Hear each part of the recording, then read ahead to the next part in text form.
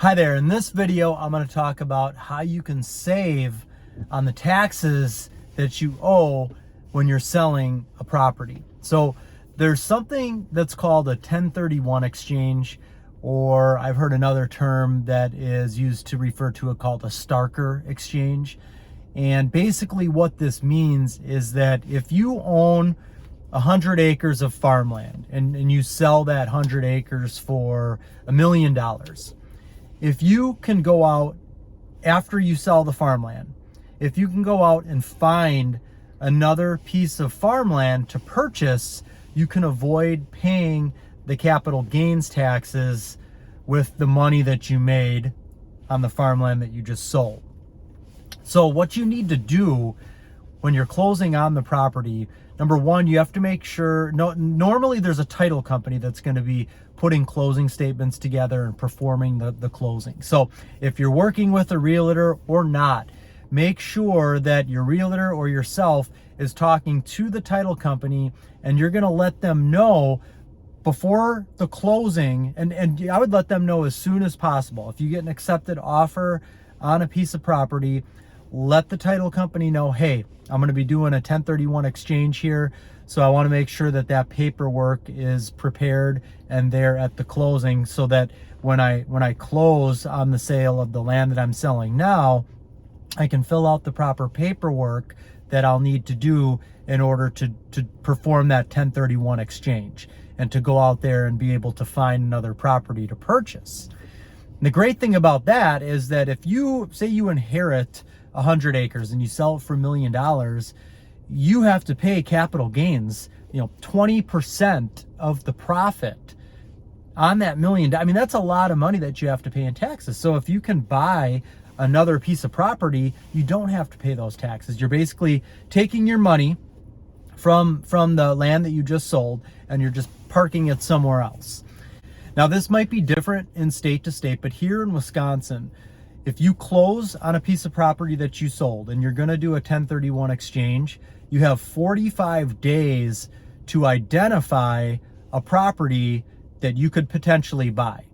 So what you would want to do is make a list of any potential properties that you might end up buying. Even if you haven't talked to the owner yet, make sure all these properties are on a list. You have to identify a property within 45 days.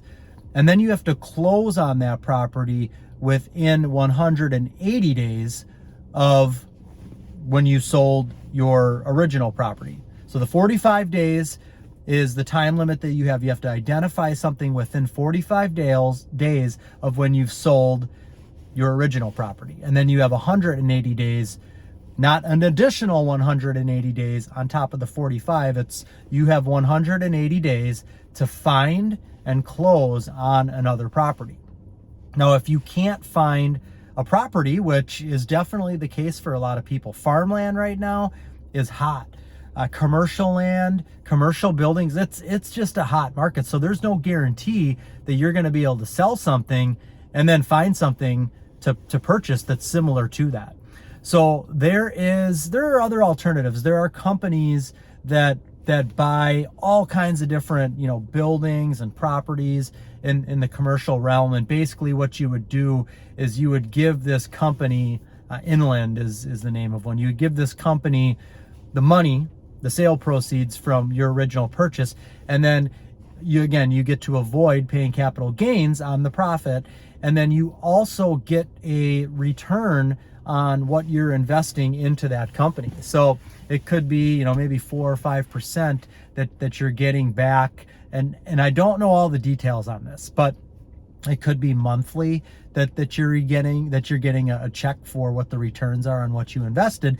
And then ultimately, if you want, you can take your money out of there once they sell one of the properties that are in this portfolio. Now, there is risk involved here like any other real estate. So if you give this company money and they're going out and they're buying all of these buildings, now what if the real estate market drops and one of the buildings that they bought, they're now having to sell for a loss?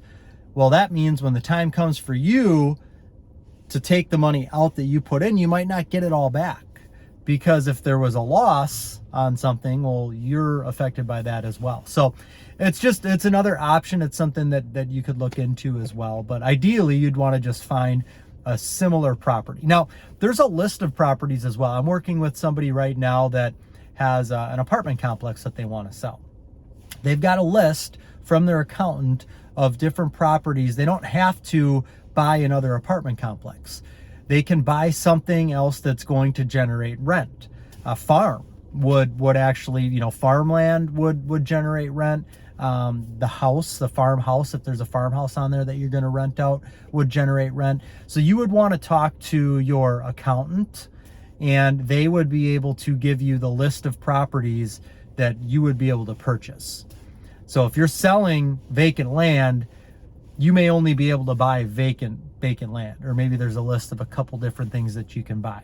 If you're selling an apartment or a commercial building, then you've got a list of different things that you can buy. But this is a great way to save yourself some money on taxes. And I just wanted to do a video explaining what this was. And if you are somebody that has a large piece of land that maybe you've thought about selling it, but then you're saying to yourself, well, if I sell it, what am I going to do? What am I going to do if I got to pay taxes on all of the proceeds? Well, this is an option for you. You can reach out to me if you want more details on that, and I can help as well. I am a licensed real estate agent, and I do a lot of larger land and commercial purchases and sales for clients. So it's something that I do have experience with, and I can help if you've got something like that as well. Thanks for your time in watching this video. If you don't subscribe to this channel, please do so. Have a great rest of the day, and God bless.